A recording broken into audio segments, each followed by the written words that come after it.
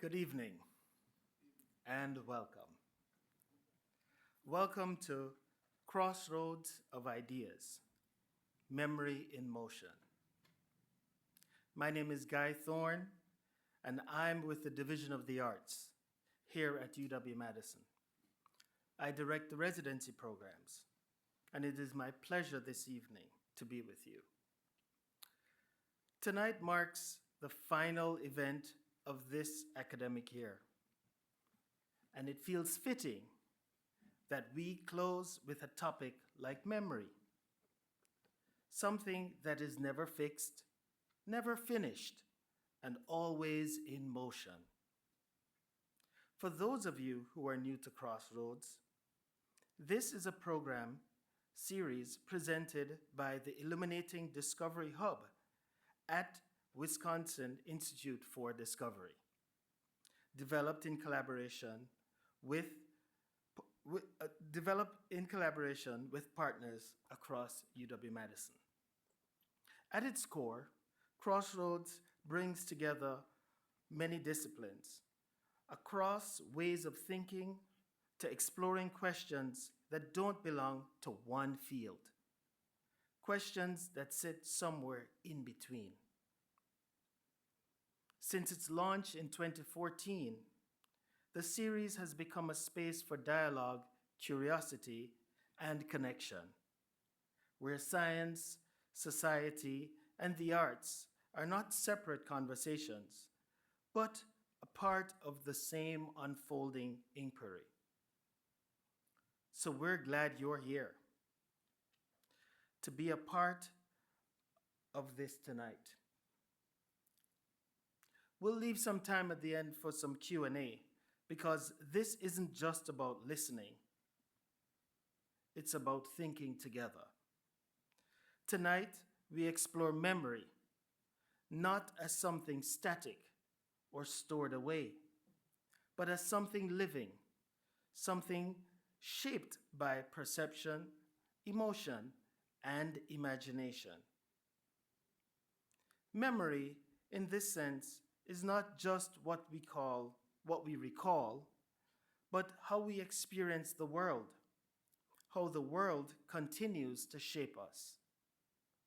This idea is beautifully explored in See Memory, the film by Viviane Silvera, which will anchor part of our conversation this evening.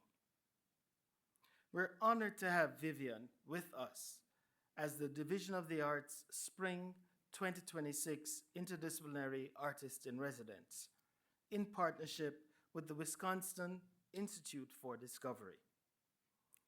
Her work moves between art and neuroscience, offering a lens into how memory is formed, altered, and felt. To help guide us through tonight's conversation, it is my pleasure to introduce our moderator, Dr. John Yin. John is Avila's Distinguished Achievement Professor of Chemical and Biological Engineering here at UW-Madison, and a founding faculty member of the Wisconsin Institute for Discovery. Trained both in liberal arts and engineering at Columbia University with a PhD from UC Berkeley and postdoctoral work at the Max Planck Institute. His research explores the origins of life and the evolution of viruses. Alongside that scientific work, he is also a musician with formal training in cello at Juilliard, bringing together in his own practice the analytical and the expressive. A fitting guide for a conversation like this.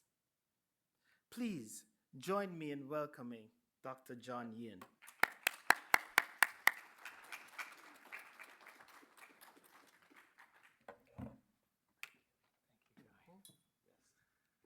Well, thanks, Guy, for that very nice introduction, and thank you for all joining us this evening. It's a real pleasure to be here, and I'm very excited to get started. So I thought I'd start off with this question.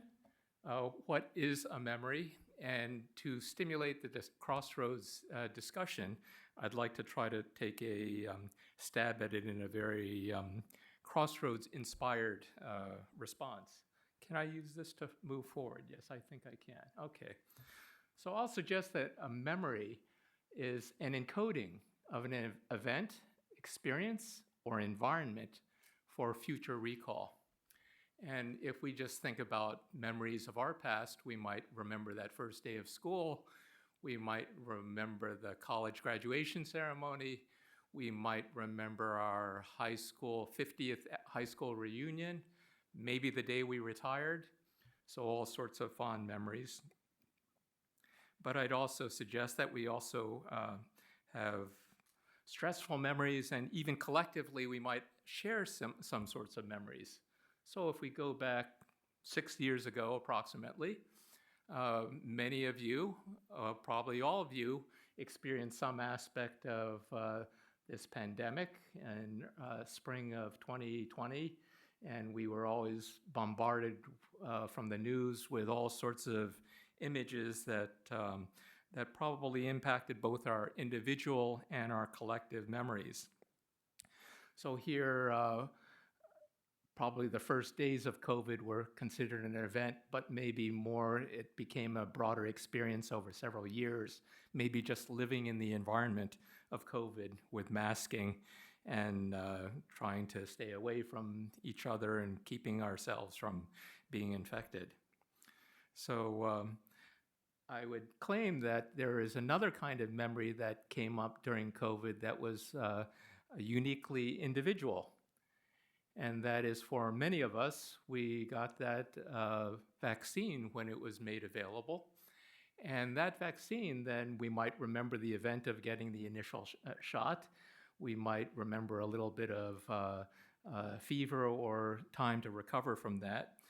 But it was not only something that impacted our memories in our mind, but also the memory in our body, because our body, through that vaccination process, was taught to respond in a particular way to the pathogen. So I think part of our discussion might be tonight not only how we remember things in our mind, but perhaps how our body remembers things, not necessarily as a vaccine, but I think there might be other ways. To think even more broadly, we might expand to a very collective, even beyond the people in this room or the people on this globe, and ask what other memories there might be that we share. So I'd suggest that we can ask what memories we share with all of life. So we are up here. We are up here as eukaryotes. Every macroscopic thing, everything you can see out in the world, the trees, the bees, the grass, the animals, your fellow humans are eukaryotes. And everything that you can't see are the precursors, the bacteria or other microorganisms. And I would say that prior to them, there was something called the last universal common ancestor. So if you go back 42 billion years ago, that cell was something that all of life descended from. It uses the same DNA, the same RNA, the same proteins, the same similar kinds of metabolism. So if we look at all life on this planet, this is in some ways a environment that has, since the early days of Luca, this 4.2 billion years ago, we have all shared this kind of trajectory in an environment that enables life to thrive. During Luca and prior to Luca, there were probably other forms of what you could call life that didn't make it beyond, that could have given rise to other kinds of life forms, but it was Luca who persisted. And of course, 4.5 billion years ago, our planet was initially formed.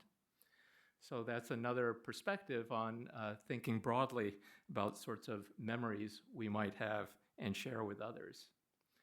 I'm also curious about more recent memories. If we go back, let's say 133 years ago, there was this fellow by the name of Johannes Brahms, so a composer, who was taking a little break in Bad Ischl in Austria, And during that time, he was writing a series of piano pieces, including this intermezzo that I love, Opus 119, number 1.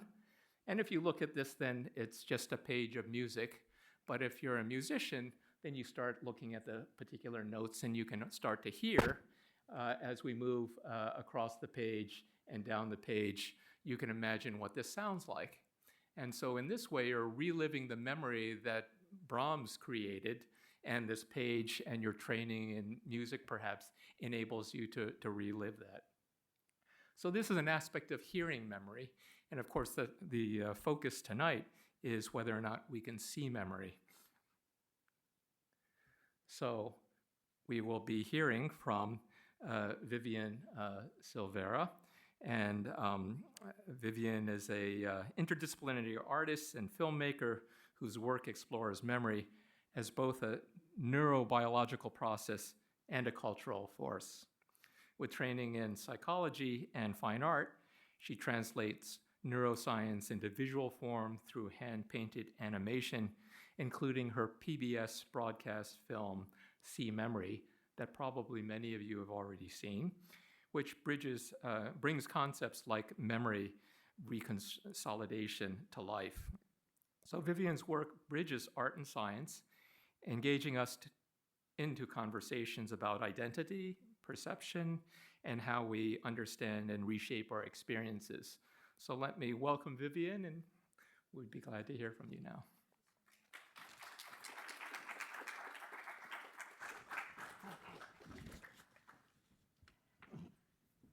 Hi, everyone. I'm so happy to be here today and so honored to be speaking with Dr. Yin, whose work I admire so much. I'm a little bit intimidated, but I didn't know that you were a musician, even though we've met many times at this point, and I'm so delighted to hear that. And I have worked with neuroscientists for the past 13 years, and so many of them are musicians. And I'm wondering what that relationship between scientist and music and musician might be, because I'm seeing it everywhere I go. I worked at the UCLA Semel Institute, same thing, everywhere, at Mount Sinai. All these scientists I'm meeting are also musicians, so that's really wonderful to hear. So I came to memory as an artist who was trying to understand myself. If you've seen the film, you'll see I was born and raised in Hong Kong and then Brazil, and I was really trying to come to terms with the different kinds of memory I had, why some memories were only feelings, what we would call implicit memory, why some memories could be clear, some memories were hazy and foggy, some memories I could recall on my own, other memories, if my brother and sister, who were just a couple years older than me, shared them, I could say, yes, I think I remember that, but I couldn't do it on my own. So I became really fascinated with the different kinds of memory there are, what happens in our brain, why we store memories in all these different ways. And so I started to explore it first with therapists and clinicians, and then I realized I really had to speak to neuroscientists and find out what they had going on in their labs, which was just fascinating. Because in working with neuroscientists, I realized that the general public doesn't really know the amazing things that they're up to. I saw neuroscientists programming a memory in a rat and then turning it off and on with a light switch. So I'll give you an example of how they might do that. Well, I don't remember what they had embedded in the rat's brain, but they basically trained the rat to have a fear memory so that when they played a sound, they gave the rat an electric shock, and they encoded this memory by repeating this several times. So they conditioned the rat so that when they just had to hear the sound and they would freeze, anticipating the fear memory. And they showed me this in the lab, and then they flicked a switch and they played the sound and the rats didn't stop. So they're literally turning memories off and on. And I don't know if any of you have seen the film The Eternal Sunshine of the Spotless Mind, You probably thought it was science fiction. I know I did. This whole idea of this character played by Jim Carrey, who had such a painful breakup with his girlfriend, played by Kate Winslet, that he wants to just erase all memory of her. And I later found out when I reached out to neuroscientist Daniela Schiller that it was actually based on a study done at NYU in the lab of Joseph Ledoux and Kareem Nader, that they had shown you could actually change a memory and erase a memory, and that's the memory reconsolidation. So my film See Memory focuses on that because it was just too fascinating not to. But also, at first, I thought this is really scary. So wait, you can erase a memory, or memories aren't stable. But then I began to see the therapeutic benefit it could have for people who are struggling with PTSD. People with PTSD have very rigid memories. Those traumatic memories don't get updated. They're inflexible. They don't change the way an ordinary memory does. And maybe there's something about understanding the neuroplasticity of our brains, and that memories can be intervened with that could help these people. So that became the focus of my film. So I really came to memory initially not through science, but through painting, and really trying to understand how something from the past could feel so present, but how it could change.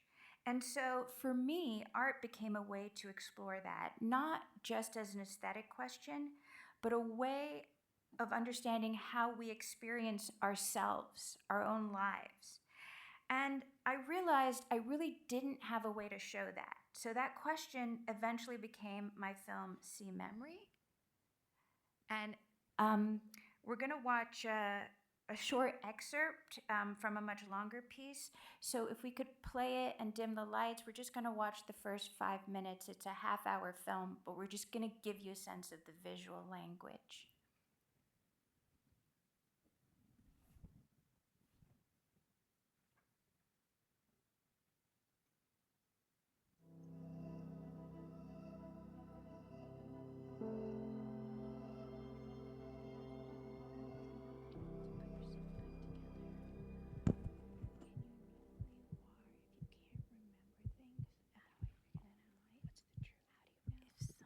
Memory is one of the most magical capabilities of mind. Without it, life is made up of disconnected fragments that don't have any meaning. Memory is the glue that binds our mental life together. We are what we remember.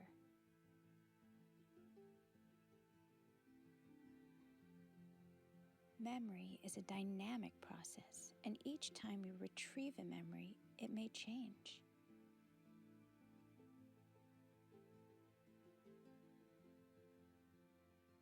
So something you remember when you were little, when you remember it later, you add to your understanding of what you are remembering.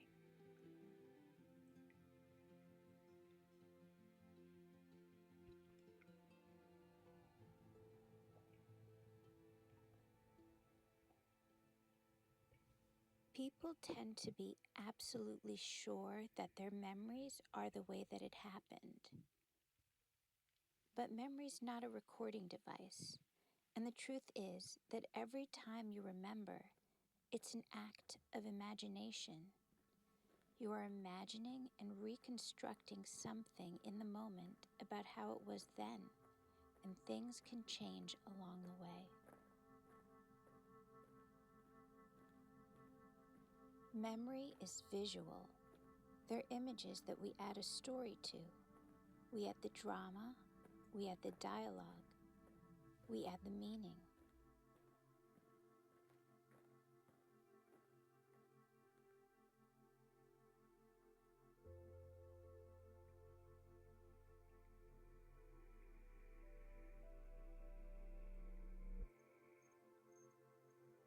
One way to freeze a memory may be through the art of storytelling. A story gets to the essence of the emotion and revives the memory like a visit to the original event. Most of the brain's processing is unconscious and unavailable to us, and a lot of it is influencing the very little we are conscious of.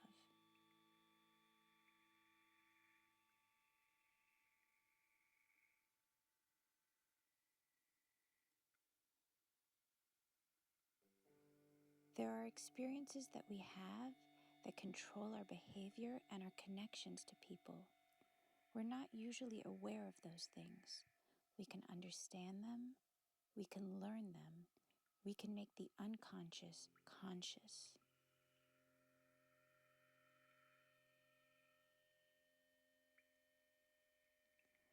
Explicit memories are memories that you have a story for. You have words, you have images. The images are part of a narrative already. So it's any memory that we already have. And people generally talk about explicit memories. They don't talk about the memories that don't yet have language.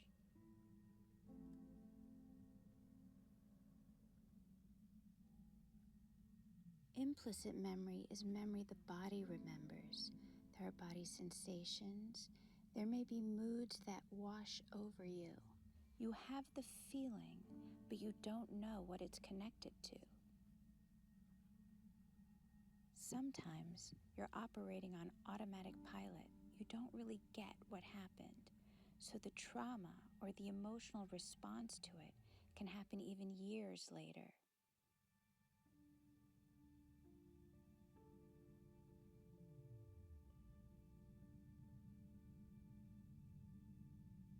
Any two people can come together, and out of their two separate stories can create a third story that's bigger, different, not anything that either of their own stories is alone.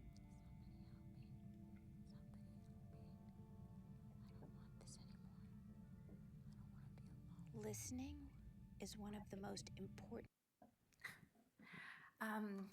So that's a little glimpse of it. There's a part 2 that's part of the 30-minute where you actually get to meet the incredible scientists that I interviewed. I invited them into my painting studio, and I started to merge some of that hand-painted animation with live action, which was a lot of fun and something I'm working on with my new film now. But anyway, I think what's really the biggest shift for me was I started making this film, and Dr. Yin mentioned that memories changes, it shifts. But truly, my understanding of memory before I started this process was that it shouldn't do that. That if I want to recall something, it should be accurate. I should be able to recall it. It should return to me the way that it happened. It should be reliable. And I really struggled with this idea of memory as a dynamic process. And what struck me both in making this and watching it back is how much most of us really want memory to be reliable. We want it to stay still. And I think most of us have had that experience that Dr. Yin also mentioned, that when you return to something you were certain about, but it doesn't feel the same anymore. And not because it disappeared, but because something about you has changed. So that could be, for me, it was recently taking my kids skiing somewhere I had grown up skiing, and I thought I was taking them to this really steep, incredible, impressive mountain.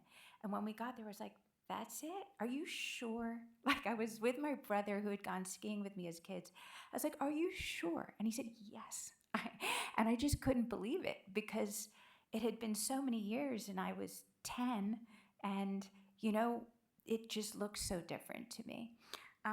So even though I understand memory changes, I'm always still surprised by it when I encounter it in my life. So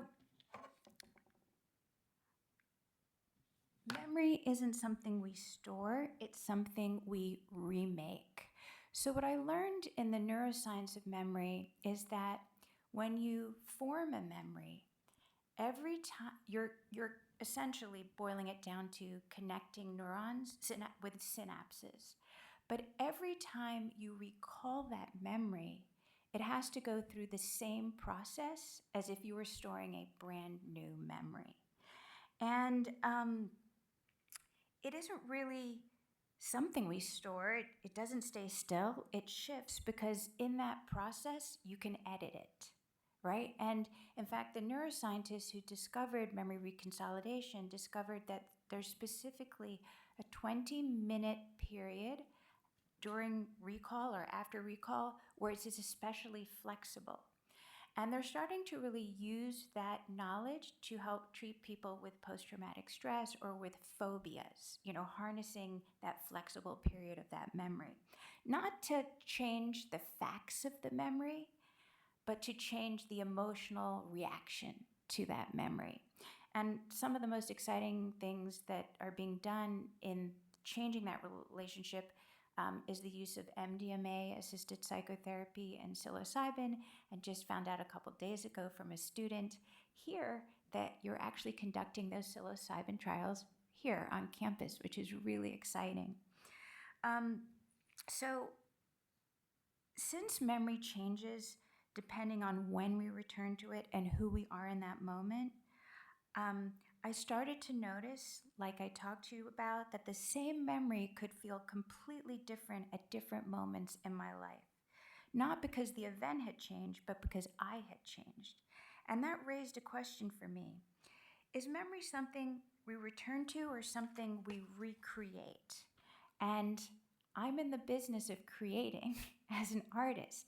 So it felt like a very natural collaboration.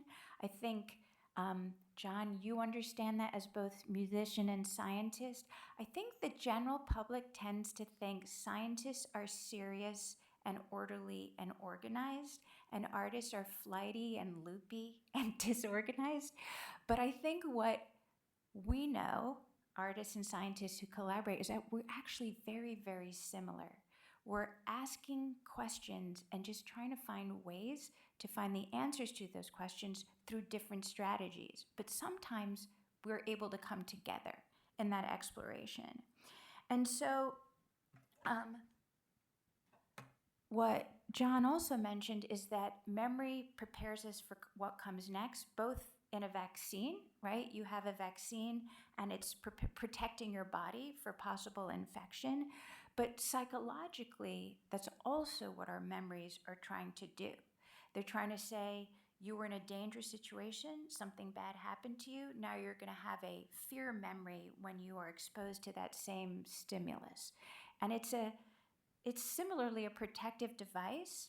I don't know, we can talk about if something goes haywire in the body with your work, John, but when things go wrong with people who struggle with PTSD is when the event is over, the threat is no longer there, but your brain thinks it is. So it keeps putting you in a state of heightened alert and fear when you don't need to be. And I'd be curious if the body does that. Maybe that's what happens with autoimmune diseases, where the body attacks itself. So just a thought of something we could discuss. So since memory prepares us for what comes next, what I try to do in the film is to stay inside the movement instead of stepping outside of it to try and explain it. And in fact, I had these brilliant scientists that I recorded interviews with explaining it to me very well. But what we found when we showed the film to the public is that it really took them out of the experience to use scientific language. So the process of making the film and refining the film was eliminating hippocampus, amygdala, any word that, in the first film festival we showed it at, my producer said he was watching the audience the whole time, and we talked to some of them afterwards, and they said they were having this inner conflict where they wanted to give themselves over to the experience, but they also wanted to learn from what the people were saying. And in the original version, I had all the different 7 voices of the scientists, not one voice. And they said they were really torn between the two and couldn't fully immerse themselves in either state. So for us, that was great feedback. we had to then say, what do we want the audience's experience to be? Do we want it to be cognitive, intellectual, or do we want it to be immersive and emotional? Now, as a filmmaker, my priority is to, and as an artist, is always to connect emotionally with my audience. That is the most important thing for me. And in fact, I think one of the most legendary editors of all time, Walter Murch, talks about this. He has this great book called In the Blink of an Eye. So he was the editor for Apocalypse Now, and he also essentially invented the field of sound design. And he has a chart where he says, if you have to choose a clip that's technically correct versus a clip maybe that you need that isn't technically correct, but keeps the emotional connection with the audience, go with the technically inferior one, but the emotionally more powerful one. So as I was making See Memory, I made a lot of mistakes in the painting process. You can see it's a little shaky sometimes. It's not perfectly stabilized. I thought I could use that to my advantage since memory isn't stabilized. So I thought that's okay, it's a good metaphor. But I always made the decision to keep the emotional connection. And I did the same thing when I was editing the narration. What is going to keep me connected to the audience and what's going to break that connection? Because once you break that connection, you cannot get your audience back. It's very, very hard to get the audience back. So next time you're watching a movie, see if you feel a break and then try and see maybe what happened to cause that break. And so one of the things that became very clear, I'm very interested in emotional relationship with the audience, is that in working with clinicians and researchers, is that emotion plays a central role in memory. So it's not just what happens that gets remembered, it's what we feel. And emotion literally shapes what stays, what we recall. So scientifically, in scientific language, they say emotion is the strongest encoder of memory. So if you're learning something that simultaneously stimulates you emotionally, you're more likely to recall it, and you're less likely to recall something that doesn't touch you on an emotional level. And so it's literally also, in addition to being the most important factor as an artist with an audience, is actually the most important factor in our brains in forming memories. So in that sense, emotion is actually an architect of memory. And let me click to the next one. Right.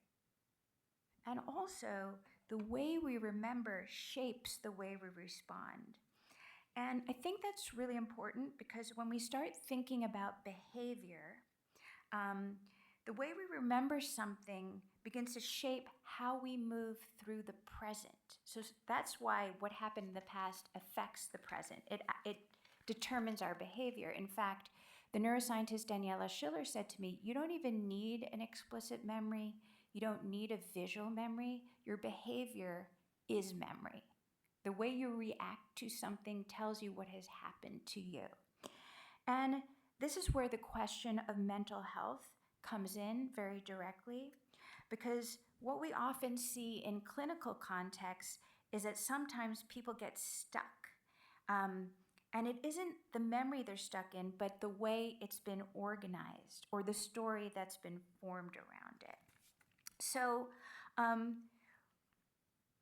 I guess what I'd like to close on before we start our conversation is whether we're looking at memory in the brain or in the body or across generations, because we could also talk about epigenetics, we're not looking at storage, we're looking at a system in motion, one that uses the past to shape how we respond to the present. So I'd love to talk to you about how that shows up in your work. Dr. Yin.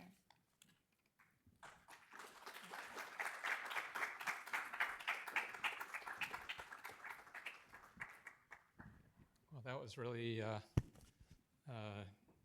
very stimulating. Can everyone hear us all right from the back? Yes, great. So this aspect of recalling memory reminds me a little bit, if I go back to the Brahms example, that someone was wanting to perform his piece the way he would perform it.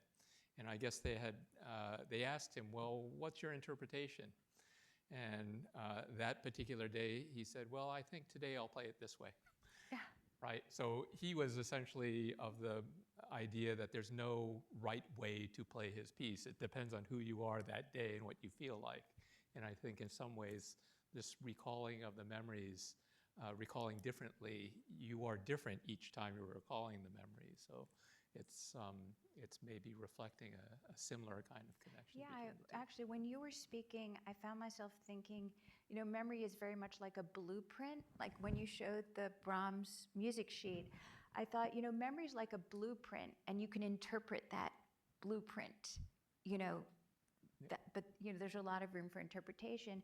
And what's been shown in the neuroscience of memory is that when you are in a bad, low mood, you will remember many more negative memories. And when you're in a good mood, you will be flooded with more positive memories. So it kind of feeds on itself. I think also when you're learning a piece, if you want to memorize it, then it's oftentimes suggested that you don't just try to read the notes and get the notes right, but you try to really understand what is the meaning of behind the notes. What is the emotion that you're trying to convey?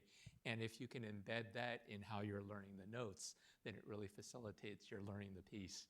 So that's why I was no good at the piano. I did not try that strategy. I love that because I think I always was frustrated with just trying to get it down technically.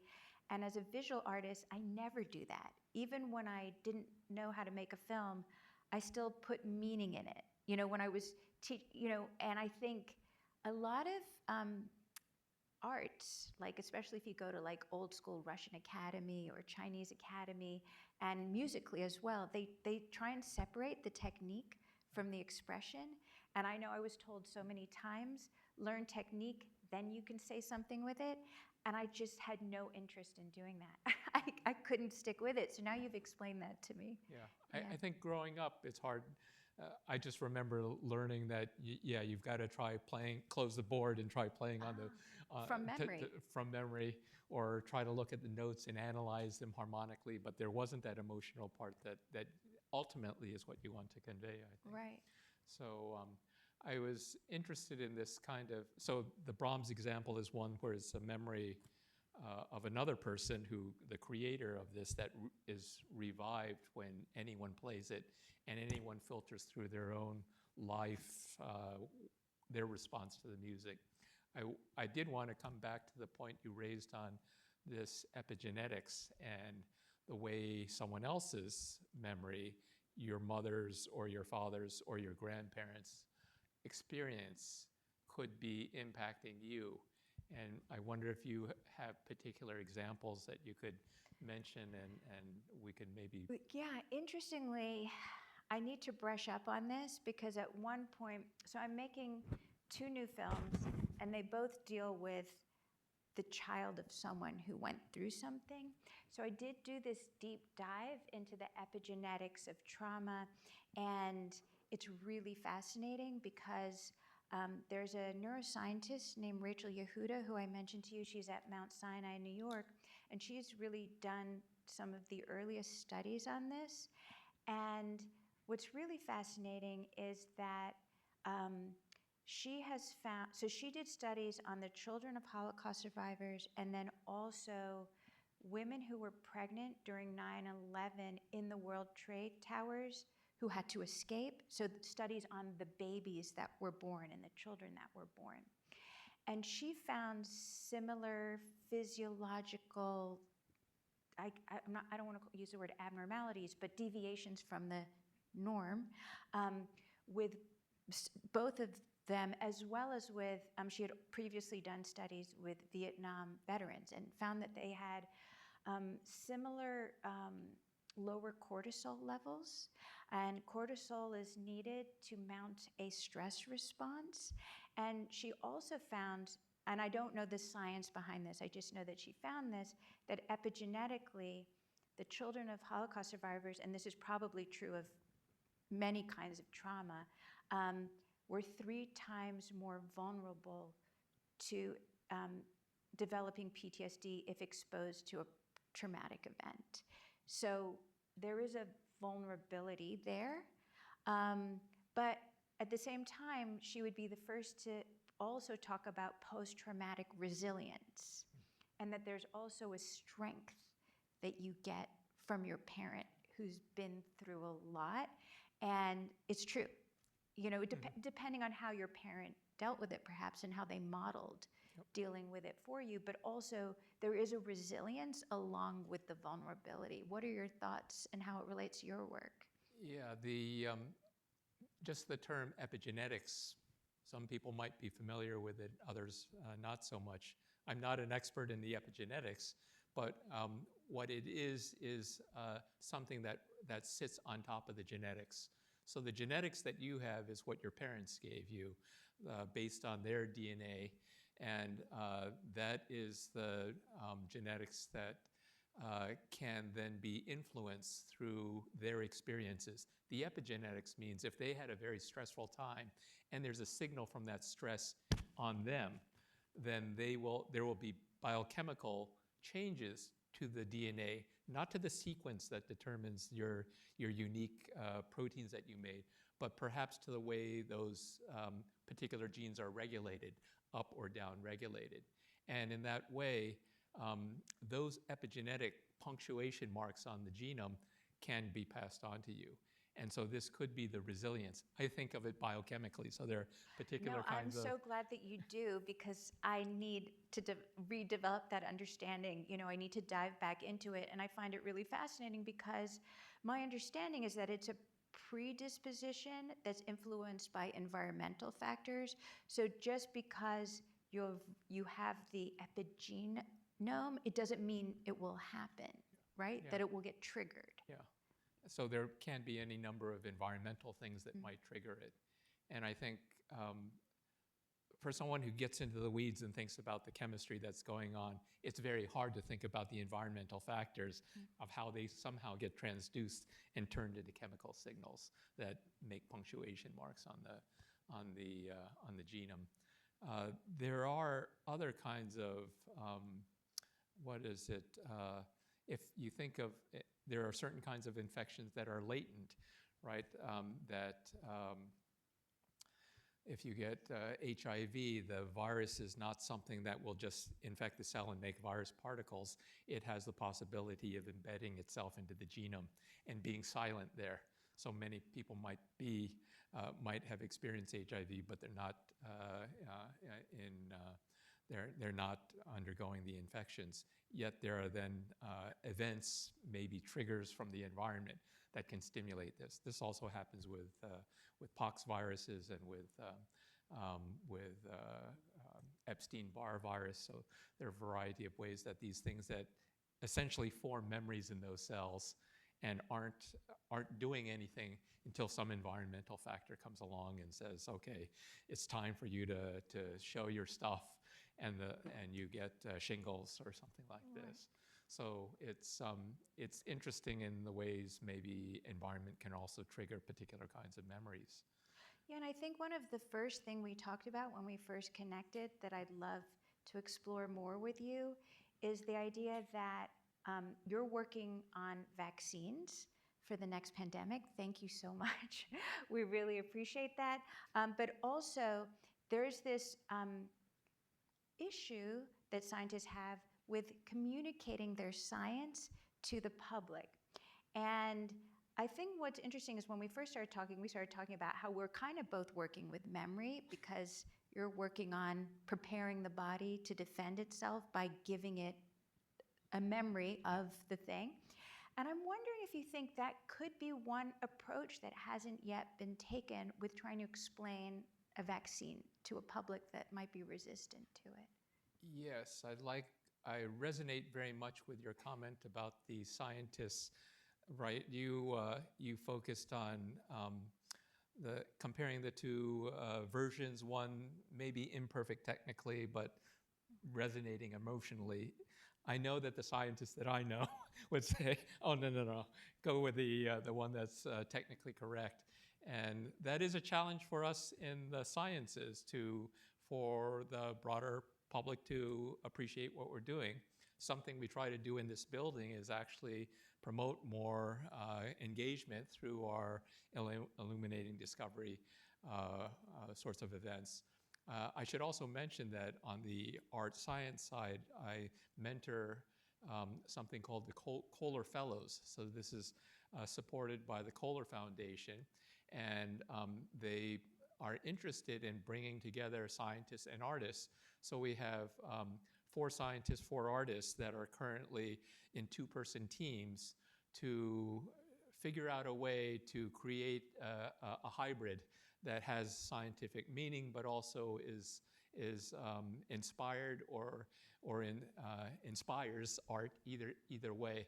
So we just heard our first elevator pitches on their ideas, and these will be developing. Keep out a look for the fall, where they'll be having a variety of community activities for this. I think we're getting in time. The time has gone fast, so we want to open up the floor to questions from the audience. And if you've got a question, we've got folks with microphones ready to come to you. Yep. I thank you very much for the wonderful discussion tonight. I was definitely struck kind of by the curiosity of the whole recalling a memory is also modifying it. In your conversations with folks who like deal with this or who are interested in this, like we talked about a little bit about like, hey, you don't want to change like the ground truth information about this memory, but like recontextualize it. Are there people who are like trying to be like, no, actually, we want to make you believe things that didn't happen, or like make you forget about things, you know, the eternal sunshine of the spotless mind kind of, you know. Well, there is a neuroscientist at NYU named Elizabeth Loftus who has done a lot of work on the embedding of false memory. And so it does happen, and I'm sure there are bad actors in the world that are doing that. I mean, none of the people I worked with, but, you know, interestingly, a very well-intentioned clinician that I worked with, who had done some groundbreaking work with people with PTSD, said to me, he had this strategy before there was even memory reconsolidation, where he had people tell the story of their trauma, and then in therapy, he had them become the hero of the story instead of the victim. So escape the trauma that they're hurtling towards, right?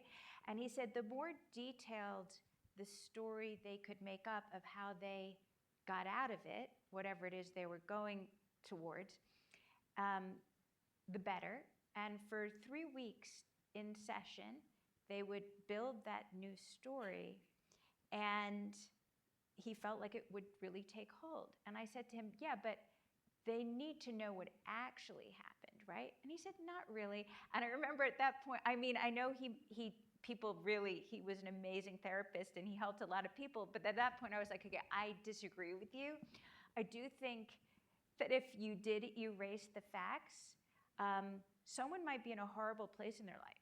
Their wife might have left them, their children don't talk to them, and then you remove the facts and the emotion, they don't know why they're in this horrible predicament, right? So they need to make sense of why they, I would say the most encouraging studies that the clinicians I talked to had about this, what you could do with reconsolidation is, in America, I don't think it's legal, but in Canada, at McGill University, they were doing these trials where they were injecting someone with PTSD with a beta blocker, which blocks the release of a protein that's required to form a memory. And they were able to do that and remove the emotional response to the traumatic memory, but keep the facts of the memory. So for the first time in that person's life, they were able to recall the traumatic incident without the fight, flight, nervous system response. And my understanding is that is what the hope is for these psilocybin trials. MDMA-assisted psychotherapy, where it stops the body's reaction that it would normally have, and so that they can witness the memory without reacting to it, and in that way store it as a regular memory. I know it's not exactly your field, but in terms of the physiology of that, do you have any thoughts? Yeah, I guess I don't know in the physiology of it. I would be concerned, I guess. I've heard great things about the psilocybin sorts of trials. I guess I'd be concerned if you somehow didn't get your dosing right, and suddenly, the person is no longer a person, or they no longer are able to recall any features that belong to them or did belong to them. This is where the details really matter, sure. And certainly with powerful technologies, you've got ethical issues that also... huge ethical issues, absolutely. And it could get into the hands of someone who wants to misuse it. And so, that's the way I feel about all of these things. It's just, why? Why do we have to worry about these people? It can do so much good, don't do... But it's always something to be concerned about, for sure.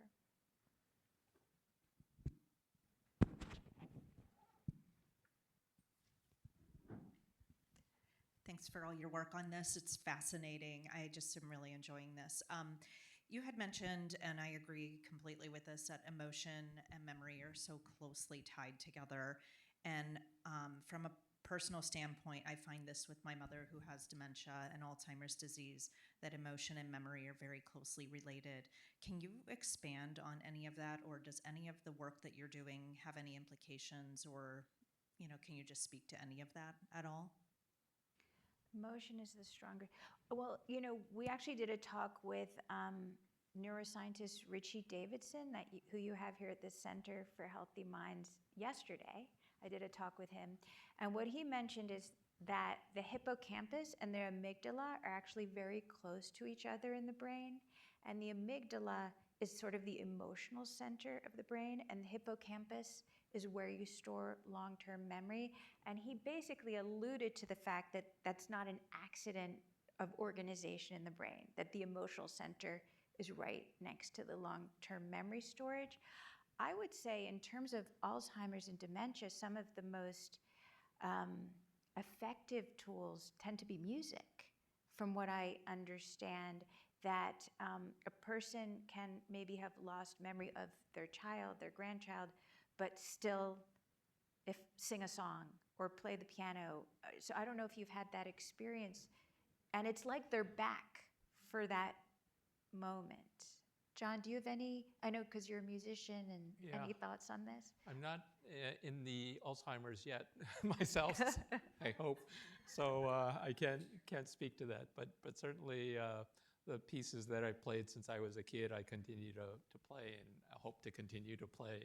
And they always bring some aspect of that time back to me. So, yeah, it kind of cuts right to, and I think it's not only true with Alzheimer's. I know for me, a certain song will come on, and I will be back in the backseat of my mother's car driving to my piano lesson in Hong Kong with Miss Braga, with her Siamese cats that I hated.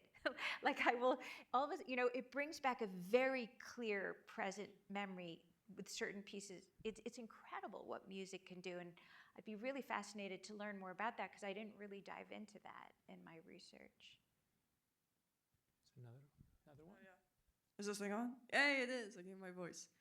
Oh, yeah, I was wondering, you guys are talking about, you guys were obviously talking about, memory the whole time. I was wondering about studies on neurodivergent people, perhaps, people with OCD or bipolar disorder, that's what it's called, or autism or ADHD. How might that be different? Oh, that's a great question. Oh, a little more is also on how, you're talking about how, fears and trauma can be passed genetically, right? Same thing, with neurodiverse people. Right. I don't have any concrete data on that, but that's a great question that I would love to explore. It's actually no one's ever asked me that, and I'm so grateful that you did, because I realize I keep thinking I keep learning more about memory, but then I realize there's vastly more than I realized to still learn about it. So, yeah.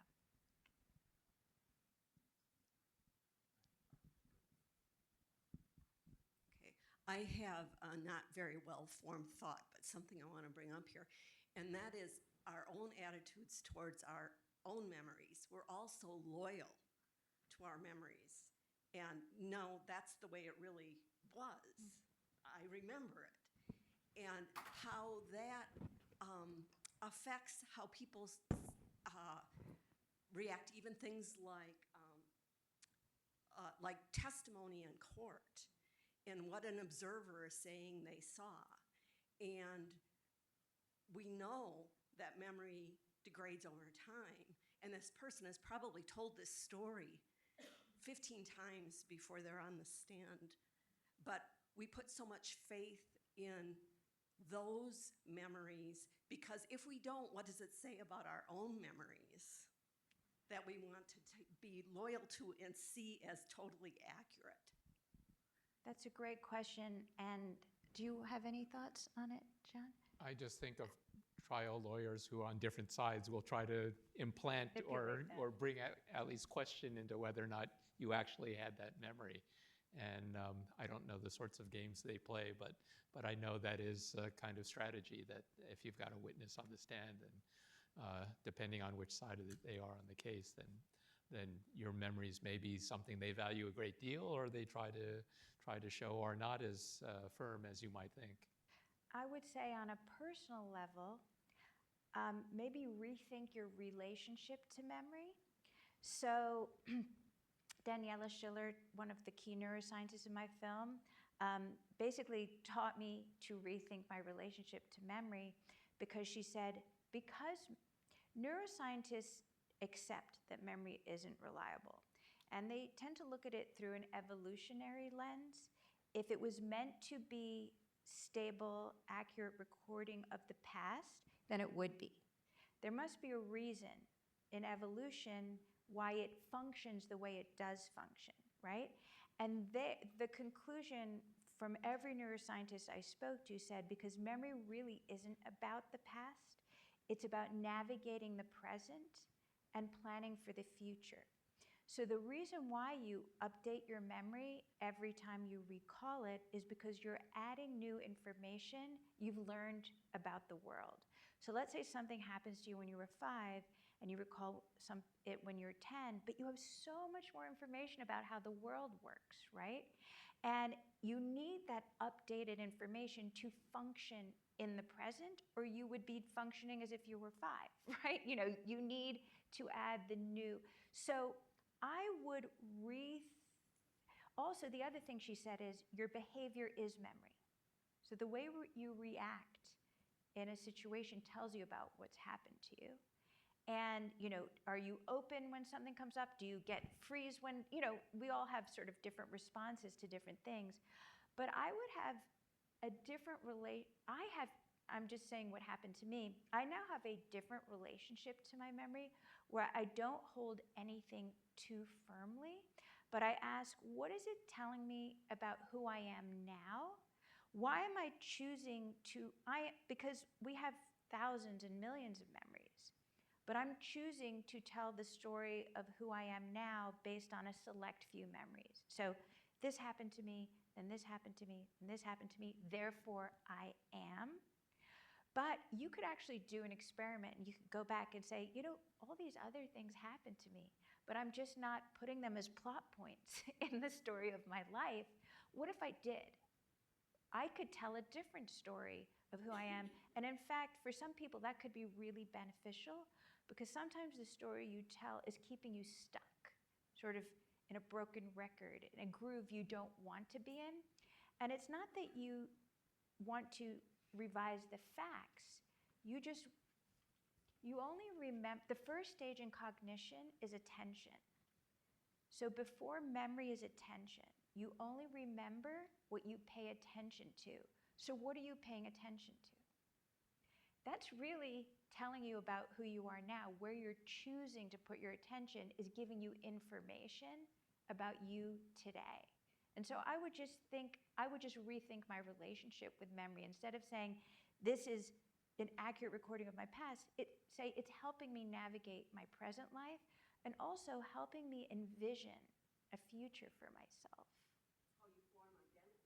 Exactly. Yeah. Oh, I think we need to finish up. So if you have additional questions, feel free to come up to us. I have a few closing remarks that I need to thank so much, Viviane, for your inspiring conversation, and thanks to all of you for joining us. We wanted to remind you that the film is available on PBS, and we'd encourage you to also continue exploring the illuminating Discovery Hub events that we have here in the Discovery Building and on campus. The Crossroads for Ideas will continue or resume in October, but there are still continuing events, including Sound Waves this Friday at the Hamel Music Center, and that'll feature the astronomical scale and include the UW-Madison's horn choir known as Twisted Metal. And we'll invite you also to visit our website, Illuminating Discovery. You can find it for upcoming programs. And again, thank you for a wonderful evening. Thank you. I'll also mention that the film will not be available. It's only, starting tomorrow, I think it's only available to PBS subscribers, but as part of my residency, the film has been gifted to your library, so you can get it from the library here, and also I think it comes with a guide and some materials that I created along with it. So even if you can't get it on PBS, you can get it here. Okay. Yes, leave the mic.